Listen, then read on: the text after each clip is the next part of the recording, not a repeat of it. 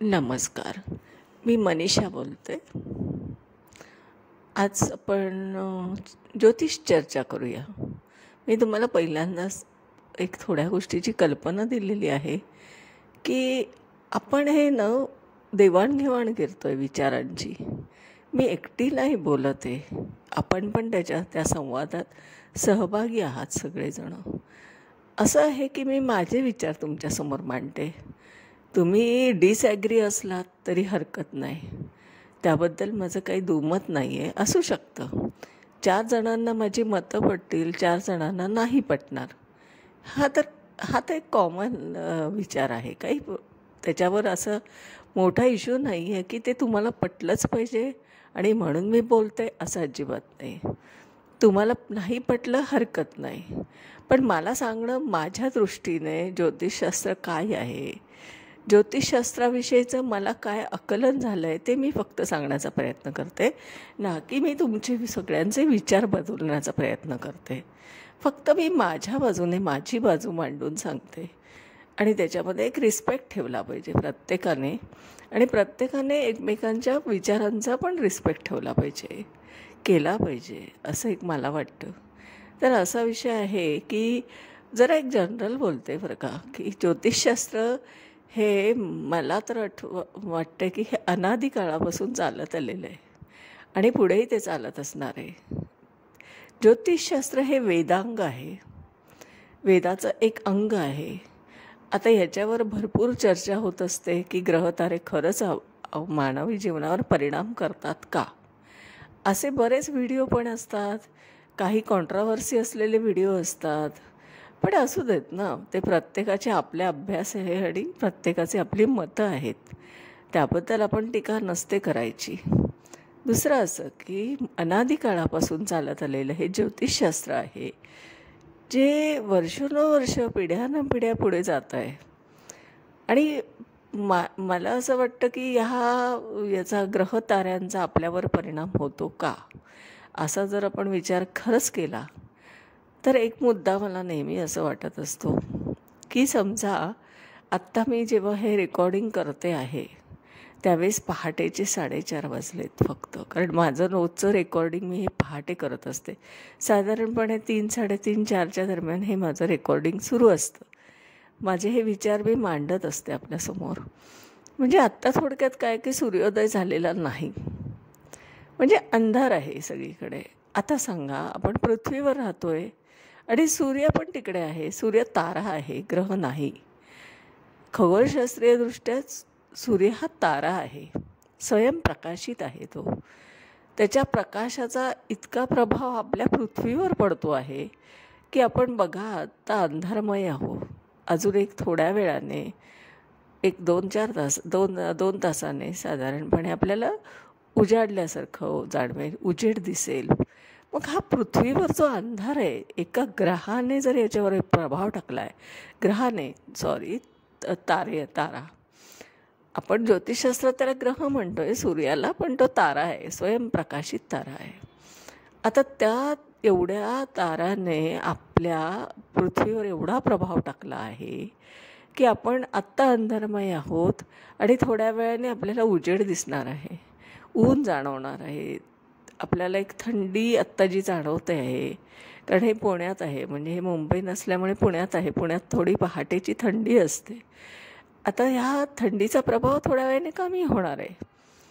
लोक जागी होऊन रुटीन सुरू करणार आहे, कारण दिवस उजाडला आहे. जर मग या दोन ग्रह किंवा ताऱ्यांमध्ये आपल्याला जे काही आढळतं आहे ना, याचा अर्थ ते प्रभाव नाही करत का? जर मग सूर्याला आपण मान्यता दिली आहे की त्याच्या प्रभावामुळे आपला दिवस सुरू होतो आहे, उजेड जाणवतो आहे, आपली सृष्टी निर्माण झाली आहे, अन्नधान्य उगवतं आहे, आपण त्या सोलार एनर्जीवर किती यूज करतो आहेत. आपण सोलार एनर्जीचा आपण कशासाठी नाही यूज करत आहे तुम्हीच बघा.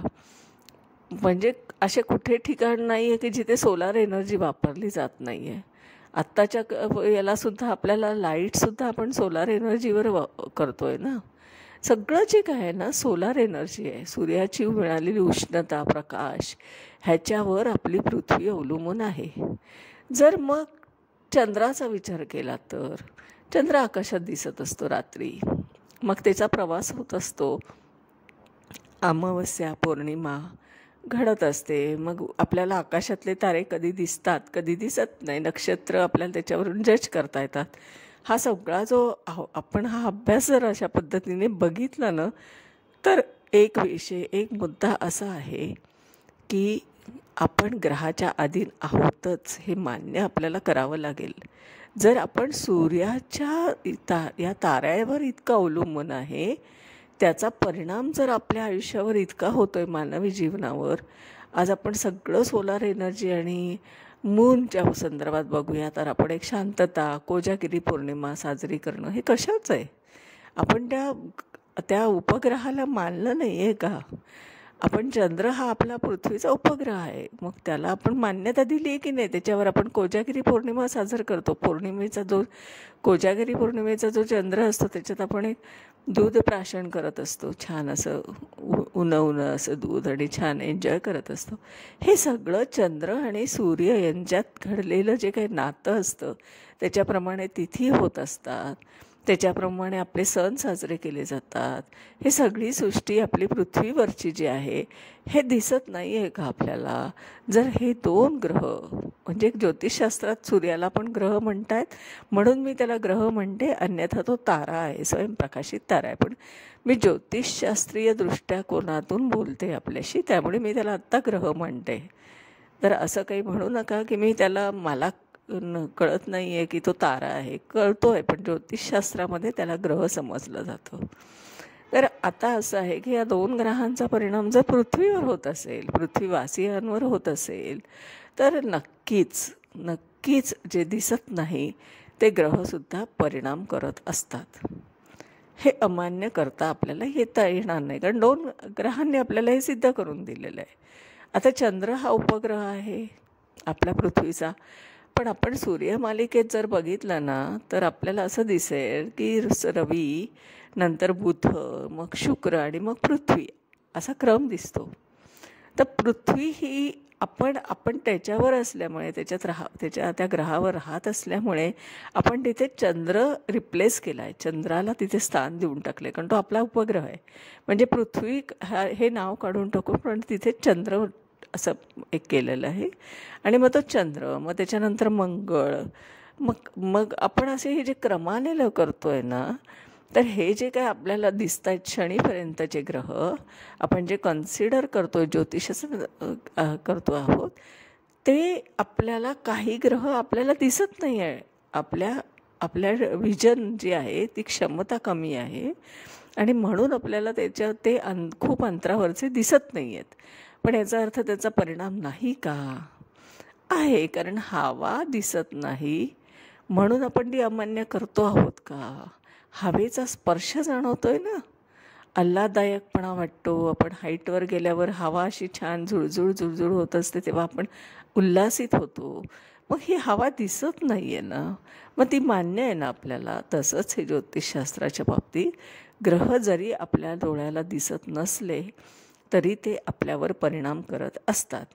आता ज्योतिषशास्त्राच्या दृष्टीने 7 वारांचे 7 ग्रह आपण मान्य केलेले आहेत, आणि हर्षल, नेपच्यून, प्लुटो आणि 2 छेदनबिंदू जे साऊथ नोड आणि नॉर्थ नोड, ज्याला राहू आणि केतू म्हणतात. म्हणजे ते राहू केतू काय आहेत तर ते पृथ्वीचे भ्रमणकक्षा आणि चंद्राची भ्रमणकक्षा यांचं छेदनबिंदू आहेत. कारण पृथ्वी भोवती चंद्र फिरतो आहे आणि पृथ्वी ही टिंटेड आहे, तिरपी झाली, किंचित तिरपी आहे. आणि मग ह्या 2 ज्या काय भ्रमणकक्षा एकमेकांशी छेदतात त्याला आपण राहूकेतू म्हणतो. असे आपल्याकडे 12ची टीम म्हणजे ज्योतिषशास्त्रामध्ये आपण त्याचा अभ्यास करत असतो. आणि ते 12 ग्रह प्रत्येकाच्या कुंडलीमध्ये आपल्याला असतातच. ते कोणत्या तरी राशीत, नक्षत्रात, नवमाशात असतातच. मग वेगळं काही नसतं. प्रत्येकाच्या पत्रिकेमध्ये ही 12ची टीम वर्कआउट होत असते. घटना कशी घडते तर प्रत्येक सेकंदाला आकाशामध्ये चाललेलं जे काही भ्रमण आहे, जसं रवीचं भ्रमण आहे म्हणजे सूर्याचं, ते आत्ता कुंडलीमध्ये आपल्याशी कुठे नातं लावतं आहे, कोणत्या स्थानाशी नातं लावतं आहे, तशा त्या घटना घडत असतात आणि ते कंटिन्युअसली होत असतात आणि पुढे जात असतो आपण. आपलं आयुष्य पुढे जात असतं. मग आपल्याला असं वाटतं की आयुष्याचे हे टप्पे आपल्या आयुष्यात का आले बरं?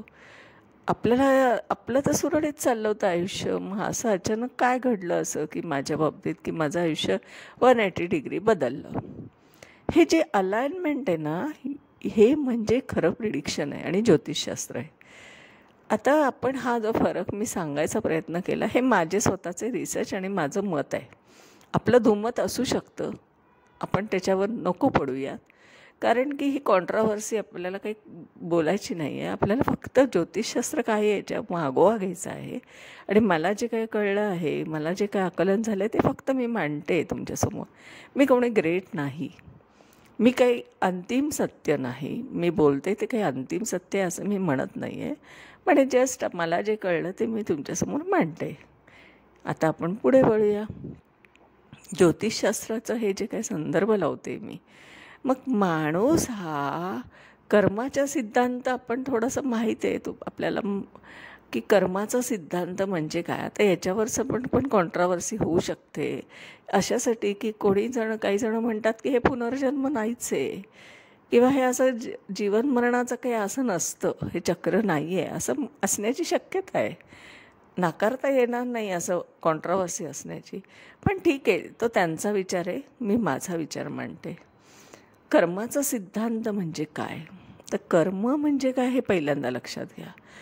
आपण अनेक जन्म, वर्षानुवर्ष अनेक जन्म मागचे जे काही आपण जन्म घेतले आहेत, जे काही कर्म केले आहेत, मग ते मानवी जन्मातच असो असं नाही आहे, तर काहीतरी असो ज्या काही आपण म्हणतो योनी आहेत, तेवढ्या योनींमधून कुठून तरी आपण हा प्रवास केलेला आहे. आणि आत्ता आपण ह्या क्षणी हे मानवी स्वरूपात आपण इथे आहोत, पृथ्वीवर आहोत. आत्ता मी जे बोलते हे मी मानवी देहात धारण केलेली एक व्यक्ती आहे. मग माझ्या पण आयुष्यामध्ये मागचे 5 लाईफ असणार आहेत. अनेक 5 लाईफ असतात आपल्या आयुष्यात. आणि असं आहे की समजा माझा एक मोबाईल असे जुना झाला आहे समजा, आणि मला आत्ता असं वाटलं की ठीक आहे, माझा जर मोबाईल जुना झाला आहे तर मी नवीन खरेदी करते आणि मी नवीन खरेदी केलेला मोबाईल घेते, ऑनलाईन मागवते.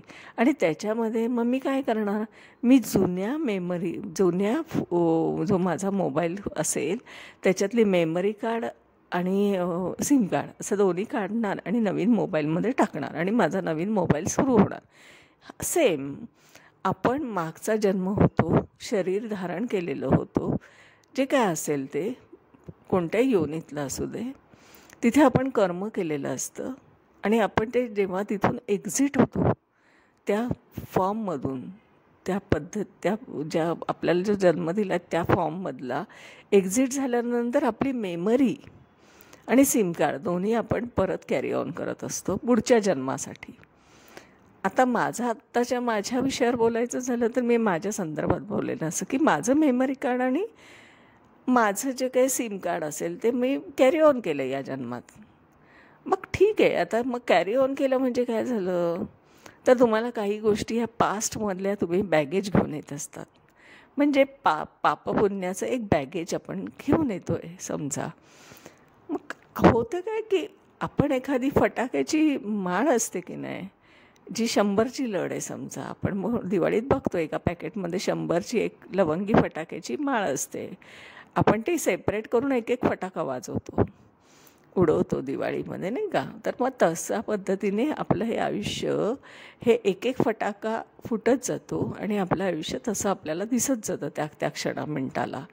मग आता आपण बघा, आपला जो सोल ग्रुप असतो ना, जे आपले आप्त असतात, ज्या घरात आपण जन्म घेतो, आई वडील, भावंड, आपले चुलत भावंड, आपले आजी आजोबा, आपले आजोळ, हे सगळं जे काय असतं ना, हा सोल ग्रुप हा आपला 5 लाईफ कर्मामधून येत असतो. आणि मग आपण ते जो सोल ग्रुप असतो ना, त्याच्यात आपण आपलं या जन्मात वावरत असतो. उदाहरणार्थ माझे आई वडील, माझे आजी आजोबा, माझी भावंड, माझी मुलं बाळं, माझी नातवंड, हे सगळं जे आहे ना, हे सोल ग्रुप आहे. आता हा सोल ग्रुप म्हणजे काय, तर हे 5 लाईफमधले कोणीतरी देणेकरी किंवा घेणेकरी असे 2 पद्धतीने असतात आयुष्यात. आपण एक साधारण उदाहरण घेऊया की आपल्याकडे कामाला बाई असतात, मावशी असतात. मग ते येतात आणि त्या कालांतराने तुम्हाला अचानक सांगतात की आता जरा मला ना होत नाही आहे काम, किंवा मला हे काम बदलायचं आहे, तर मी आता उद्यापासून काही येणार नाही, तुम्ही नवीन बाई शोधा, असं एक वाक्य त्या बोलतात आपल्याशी. आपण पॅनिक होतो आणि मग त्यांना आपण म्हणतो, मावशी नका तुम्ही असं करू, तुम्हाला हवं तर पगार वाढ देते, पण तुम्ही छान काम करतायत आणि आता आपल्या सगळ्यांचं एकमेकांशी छान जमतं आहे, तर तुम्ही तसं काही करू नका. पण त्या म्हणतात की काय आहे ना, माझं पण काही सांसारिक जबाबदाऱ्या आहेत, मला पण काही गोष्टी करायच्या आहेत आणि मला शेवटी आता थकवा पण आला आहे, तर मी आता काही करू शकत नाही फिटनेस नसल्यामुळे, तर मला हे काम थांबवणं हे गरजेचं आहे, असं ते आपल्याला सांगतात. ही घटना बघा बरोबर दिसते तुम्हाला. तुम्ही त्याचा अर्थ असा काढतायत की ती व्यक्ती नाकारते आणि आपण तिला म्हणतो आहे की तुम्ही माझ्याकडे काम करा. हा जो काय दिसतोय ना हा प्रकार, हा याच्यात थोडंसं बॅक जा, याची हिस्ट्री काय असेल बरं? असं काय या मावशी आपल्या आयुष्यात आल्या असतील आणि आपल्यासाठी, त्या कुटुंबासाठी एक सुख निर्माण करून गेल्या. जरी आपण त्यांना पगार देत असेल तरी एक प्रकारची त्यांनी आपुलकीने आपलं घराचं काहीतरी सांभाळ केलेला असतो आणि आपण त्याच्यामुळे आपलं कुटुंब पण त्यांच्यावर अवलंबून असतं. पण लक्षात घ्या, त्या मावशी म्हणजे कुठेतरी पास्ट लाईफमधल्या कर्मामध्ये पण असतात ना आपल्या. तो एक जीव असतो, जो काही सोल असतो, तो आत्ता आपल्याशी का डील करतो आहे, तर त्याचं पास्ट लाईफ कर्म काहीतरी आपल्याशी राहिलं आहे. देणं घेणं म्हणजे ते आता पगार घेत आहे म्हणजे आपण त्या घेणेकरी आहेत आणि आपण देणेकरी आहोत, असंच एक साधारण समज करून घ्या. आता हा बरोबरचं असं उदाहरण याच्यासाठी देते कारण हे रोजचं रुटीनमधलं असं आहे आपलं. आपल्या लहानपणीच्या माझ्या बालपणीच्या मैत्रिणी नाही आहेत आता माझ्या कॉन्टॅक्टमध्ये, किंवा माझ्या कॉलेजच्या नाही आहेत. मग आता ह्याचा अर्थ काय असू शकतो, तर त्यांचं आणि आपलं कनेक्शन किती होतं, देणं घेणं किती होतं, त्या कालांतरापर्यंत ती व्यक्ती आपल्या सहवासात असते. याचा अर्थ असा की ती जेव्हा आपल्या आयुष्यातून निघून जाते, याचा अर्थ पास्ट लाईफ कर्म हे संपलेलं आहे.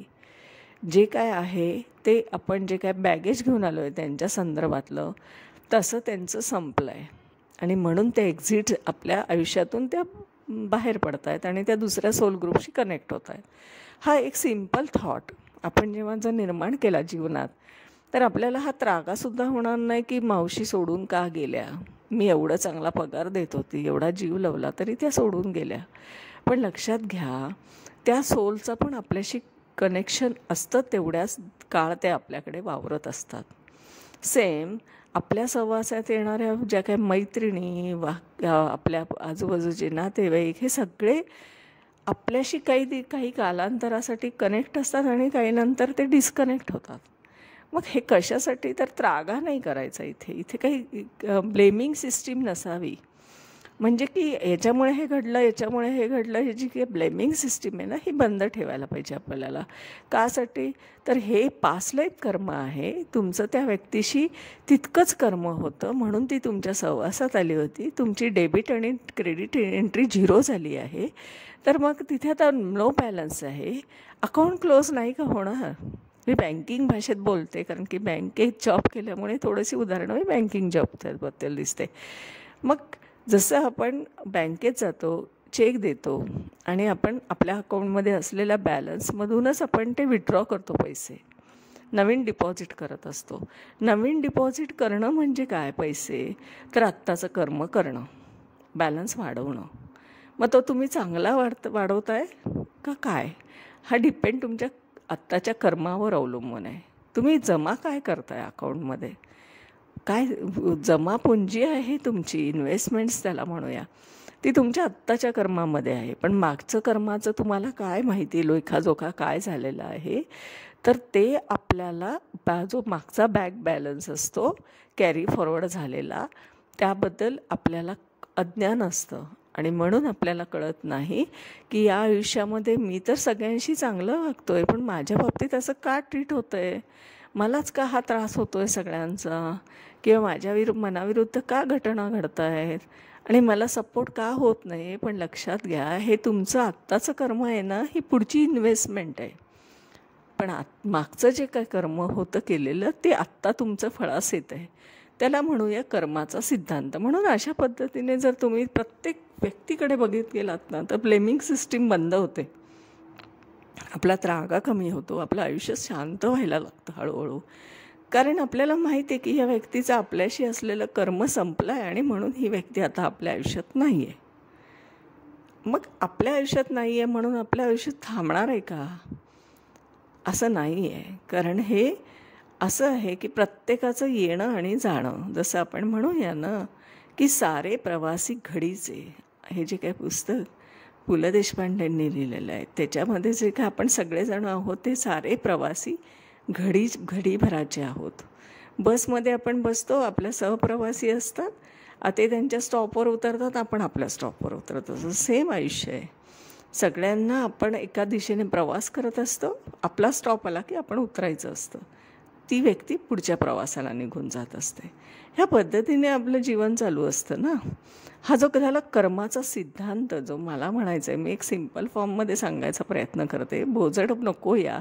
कारण बोजड शब्द वापरले ना की ते ऐकायला छान वाटतात पण त्याचं मिनिंग कळत नाही, अर्थ कळत नाही. तर म्हणून मी एक जीवनातलेच उदाहरण आपल्याला देते आणि त्या संदर्भात आपल्याला समजून सांगायचा प्रयत्न करते. माझी मतं आहेत बरं काही, त्याच्यावर तुमचं दुमत असू शकतं, मला त्याबद्दल काही वाद नाही आहे. आणि दुसरं असं आहे की आता बघा, जर आपण रामायण वगैरे महाभारत वगैरे सगळं ऐकलं आहे, चाललं आहे, आपल्याला सगळं माहीत आहे, मग आपण त्याच्यातून काही बोध घेतला का? की जर कर्म हे प्रत्येकाला आहेच कर्माच्या सिद्धांताप्रमाणे, तर ते देवांना पण नाही चुकलं की नाही? देवांना पण कर्माचे भोग भोगायला लागलेत, हे आपल्याला दिसलं आहे, जे काय आपण रामायणात सुद्धा बघितलं आहे. मग जर मानव काय असा वेगळा आहे कर्माच्या मधून, त्याची कशी सुटका होऊ शकते? जर देवांनासुद्धा कर्म चुकलं नाही, ते जेव्हा मानवी जीवनात त्यांनी म्हणजे मानवी स्वरूपात आले त्यावेळेस त्यांचे कर्मचे भोग त्यांना चुकले नाहीत, हे आपल्याला तिथे रामायणामधून पण दिसत आहेत ना. मग आपण हे बघतो आहे की हे सगळं जे ना, हे सगळं कर्म आहे, आपलं मागचं लाईफमधलं कर्म आहे, पास्ट लाईफमधलं. म्हणून आपल्याला असं दिसतं की आपण इतकं चांगलं वागतो आहे तरी आपल्या बाबतीत काही चांगलं घडत नाही आहे या आयुष्यात. पण एखादी व्यक्ती तर आत्ता काहीच करत नाही आहे, आपल्या सामाजिकदृष्ट्या तर तिचं बिहेवियरसुद्धा वेगळं आहे, तरी ती व्यक्ती सुखी कशी काय, असा प्रश्न आपल्या मनात येतो. पण अरे लक्षात घ्या, मागच्या अनेक जन्माची पुण्यसंचित त्या व्यक्तीचं आत्ता ॲक्टिवेट झालेलं आहे.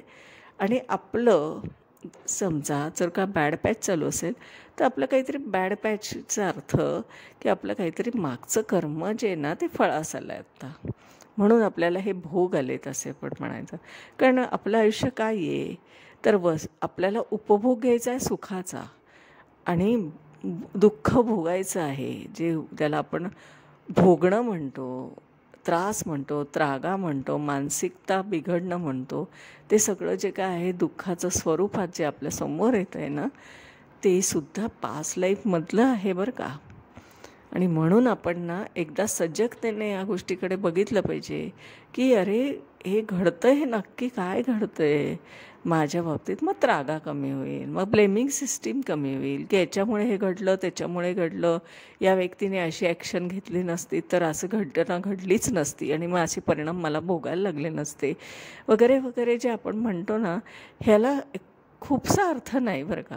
म्हणजे असं आहे की मी म्हणत नाही की तुम्ही कर्मच करायचं नाही, अगदी दैवावर अवलंबून राहायचं असं मी म्हणत नाही आहे.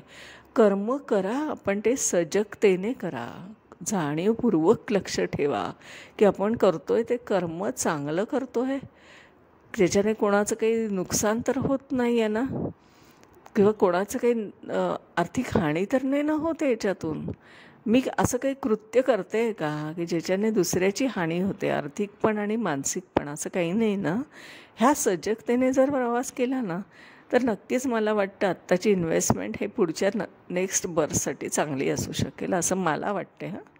आणि असं आहे की हा जो कर्माचा सिद्धांत आहे ना, याच्यावर हे ज्योतिषशास्त्र आहे.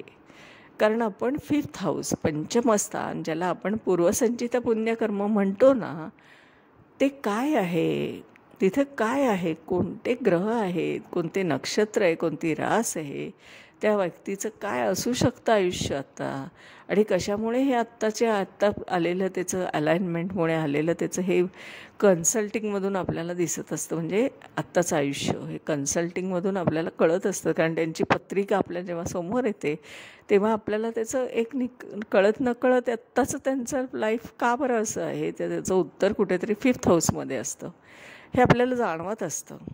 आणि म्हणून आपण म्हणतो ना की ज्योतिषशास्त्र हे काय आहे, तर वेदांग आहे, ते वेदाचं अंग आहे, ते अकॅडमिक नॉलेज नाही. आणि असं आहे की तुम्ही अमान्य केल्यामुळे ज्योतिषशास्त्राला काही फरक पडणार आहे का, तर काळी मात्र फरक पडणार नाही आहे. तुम्ही कितीही बोला, पण ज्योतिषशास्त्र हे अनादिकाळापासून चालत आलं आहे आणि आताही चालू आहे आणि पुढेही चालू राहणार आहे. हां, त्याला एक कॉन्ट्रोवर्सी असू शकते, कारण याला सिद्धता करता येत नाही आहे, म्हणून तुम्ही ते अमान्य करतायत का, तर नाही. मी म्हटलं ना की तारा जर आपल्यावर इतका प्रभाव करतो आहे, तर याचा अर्थ अनेक ग्रह जे आकाशमंडलामध्ये आहे ते सुद्धा आपल्यावर पृथ्वीवर प्रभाव करत आहे. कारण आपण हे पृथ्वी हे काही वेगळं नाही आहे, पृथ्वीवरून आपण हे जिओसेंट्रिक बघतो आहोत ना हे सगळं आकाशाकडे.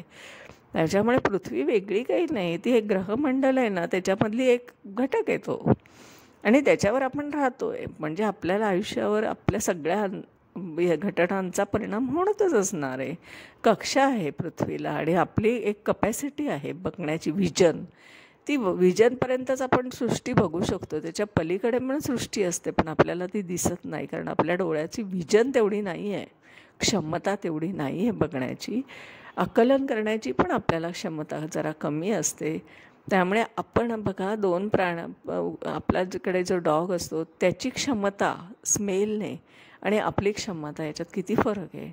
प्रत्येक प्राण्याला काहीतरी देव केलेलं आहे, प्रत्येकाला काहीतरी डिफेन्स सिस्टीम पण सेट केलेली आहे, प्रत्येकाला काहीतरी प्लस पण दिलेलं आहे आणि मायनस पण दिलेलं आहे. तर आपल्या आयुष्यामध्ये आपण प्लसच शोधलं पाहिजे, मायनस तर प्रत्येकाला आहे, प्रत्येकाच्याच सॉफ्टवेअरमध्ये आहे. मग का बरं आपण हे करतो आहे असं, तर आपल्याला हे जाणून घ्यायचं असतं की माझं आयुष्य आत्ता असं का आहे, तर मागच्या काय घटना असू शकतात माझ्या आयुष्यात की त्या घडल्या आहेत. मग जर या घडल्या आहेत तर मग मी कर्म नाही करायचं का, मी काय दैवावर अवलंबून राहायचं का, तर तसं अजिबात नाही. तुम्ही कर्म करत राहा, पण कर्म करताना एक लक्षात ठेवायचं की कोणाची आर्थिक हानी होणार नाही, मानसिक काही त्याचे खच्चीकरण होणार नाही. एवढी काळजी जरी आपण घेतली ना, तरी आपला बँक बॅलन्स, क्रेडिट एंट्री ही प्लसमध्ये जाऊ शकते पुढच्या आयुष्यासाठी, पुढच्या जन्मासाठी. एवढं हे मला बोलायचं होतं, कारण कर्माचा सिद्धांत हा जो काही रिबर्थ आहे किंवा जे काय आपण त्याला म्हणतो ऋणानुबंध आपण जे म्हणतो ना, हे भरपूर बोलण्यासारखं आहे. आपण बोलूच या ह्याच्यावर. मला जे जे आठवते, माझे स्वतःचे जे जे विचार या संदर्भातले आहेत ना, ते मी मांडते तुमच्यासमोर. तुम्ही फक्त मतांचा आदर करा, मी पण तुमच्या मतांचा आदर करते. तर अशा पद्धतीने आपण हे ज्योतिषीय चर्चा आज करत आहोत. जरी मी तुमच्याशी बोलते आणि तुमचं माझ्याशी बोलणं होत नसेल, तर तुम्ही कॉमेंट्स बॉक्समध्ये आपण आपल्या प्रतिक्रिया व्यक्त करू शकता. म्हणजे हे कम्युनिकेशन 2 वे होऊ शकेल आपलं. अशा पद्धतीने आजचा माझा हा व्हिडिओ होता, हा कर्माच्या सिद्धांतावर होता. आजचं मी जे काय बोलते ती मी ज्योतिषशास्त्रासंदर्भात बोलते, कधी कॉमन आयुष्यावर बोलते, आणि ह्या पद्धतीने माझा संवाद चालू आहे. मी कोण आहे ह्याची मी ओळख सांगते. मी आहे सौ मनीषा प्रदीप चव्हाण. मी आदित्य गार्डन सिटी, वारजे, पुणे येथे राहते. माझा मोबाईल नंबर आहे 9763787646. आता मी काय करते, तर मी ज्योतिष सल्ला देते, म्हणजे कुंडली मार्गदर्शन करते. आपण आपले बर्थ डिटेल मला पाठवलेत तर, आणि आपले काही प्रश्न असतील तर ते सांगितलेत, तर त्या रोखाने, त्या आस्पेक्टने मी तुमच्या कुंडलीचं उत्तर शोधते आणि तुमच्याशी ज्योतिषीय चर्चा करत असते. आपण ती एक देवाणघेवाण करत असतो विचारांची, आणि मग हे आपण असं कन्सल्टिंग करत असतो. मग आपल्याला या कन्सल्टिंगचा फायदा घ्यायचा असेल तर ते पण जरूर घेऊ शकतात. दुसरं असं की माझे ज्योतिषशास्त्राचे ऑनलाईन प्रायव्हेट क्लास आहेत. प्रायव्हेट म्हणजे पर्सनल म्हणजे एका व्यक्तीला एका वेळेस शिकायचं असतं, कारण त्या व्यक्तीची कुंडली जन्मकुंडली ते जे कोणती आणणार त्याच्यावर मी ज्योतिषशास्त्र शिकवत असते, ना की मी पुस्तकातल्या कुंडल्या घेऊन शिकवत असते. कारण माझं जे काय आहे ते आउट ऑफ बॉक्स थिंकिंग आहे आणि माझा रस्ता हा जरा अनवट वाटेने चालण्याचा आहे. त्यामुळे मी जे जग करतं ते मी कधीच करत नाही. ते पण माझ्या होरोस्कोपमुळेच होतं आहे बरं का. म्हणजे माझ्या होरोस्कोपची जी काय प्लॅनेट पोझिशन आहे आणि माझे नक्षत्र किंवा माझे ज्या काय राशींमध्ये आहे ना, त्याप्रमाणे माझं आयुष्य आहे हे मला कळतं आहे. आणि हे अनवट वाट मी चालते आणि मी रेकॉर्डिंग देत नाही, मी PDF देत नाही. कारण काय आहे हे रेकॉर्डिंग PDF हे काय आहे, परत एकदा आपण त्याच्यात जायचं आणि परत एकदा त्याच्यातून काहीही सापडणार नाही की आपण परत फ्रस्ट्रेट होणार. त्याच्यापेक्षा आपण ओपनली चर्चा करूया, बोलूया. तुम्हाला काय वाटतं ते प्रश्न तुम्ही मला विचारू शकता, कारण आपण 1 to 1 बोलत असतो ऑनलाईन. आणि मग हे सगळं जे काय आहे ना याचा फायदा घेऊ शकता आपण. ते पण आपण चौकशी करायसाठी मला कॉन्टॅक्ट करू शकता. कसे आपण ज्योतिषाचे प्रिडिक्शनचे क्लास आहेत हे. आणि आपण जर ज्योतिषशास्त्र आपल्याला काहीही माहिती नसेल तरी हरकत नाही, कारण प्रत्येकाच्या कुंडलीत 12 ग्रहांची स्ट्रीम असणार आहे आणि ते 12च घरं पण असणारे, स्थानं असणारे, सेम असणारे. वेगळं काही शिकायला नको. थिअरी विथ प्रॅक्टिकल असा आपण अभ्यास करत असतो आणि त्या पद्धतीने आपण प्रिडिक्शन पण शिकत असतो की जे की तुमच्या स्वतःच्याच कुंडल्या किंवा तुम्ही आणलेल्या कुंडल्यांवर, आपण जन्मकुंडल्यांवर हा अभ्यास करत असतो. अशा पद्धतीने हा ज्योतिषशास्त्राचा क्लास पण आहे ऑनलाईन. तर आपण ह्या संधीचे फायदे घेऊ शकता. आणि आजच्या दिवसासाठी मी इथेच थांबते. परत आपण उद्या भेटूया वेगळ्या विषयावर. जे मला सुचतील त्या विषयावर मी बोलत असते. आपण उद्या परत एकदा भेटूया. आजच्याच दिवसासाठी इथेच थांबते. धन्यवाद.